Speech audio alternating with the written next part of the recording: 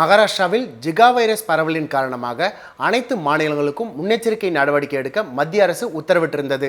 தமிழகத்தின் பக்கத்து மாநிலமான கர்நாடகாவில் ஒரு மாதமாக அவ்வப்பொழுது மழை பெய்து வரும் நிலையில் வீடுகளுக்கு அசுத்தமான குடிநீர் விநியோகம் செய்யப்படுவதாகவும் இதனால் ராய்ச்சூர் உள்ளிட்ட பல்வேறு மாவட்டங்களில் கிராம மக்களுக்கு உடல்நலக்குறைவு ஏற்பட்டு வருவதாகவும் கூறப்படுகிறது. கர்நாடகாவில் டெங்கு காய்ச்சல் பரவல் காரணமாக இதுவரை 16 பேர் உயிரிழந்துள்ளனர். டெங்கு காய்ச்சல் பரவலை தடுக்க அம்மாநில சுகாதாரத்துறை அதிகாரிகள் கண்காணித்து தடுப்பு நடவடிக்கை எடுத்து வரும் நிலையில் டெங்கு பாதிப்பு உயர்ந்த வண்ணம் உள்ளது.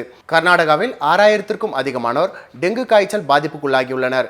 ஹசன் மாவட்டத்தில் 4 குழந்தைகள் பலியான நிலையில் பெங்களூருவில் ககன் என்ற சிறுவனிற்கு ஒரு வாரத்திற்கு மேலாக காய்ச்சலால் சிகிச்சை பெற்று வந்த நிலையில் சில நாட்களுக்கு முன் திடீரென சிறுவன் உயிரிழந்தான். இது குறித்து அறிந்த சுகாதாரத்துறை அதிகாரிகள் நேரில் சென்று ஆய்வு செய்தனர்.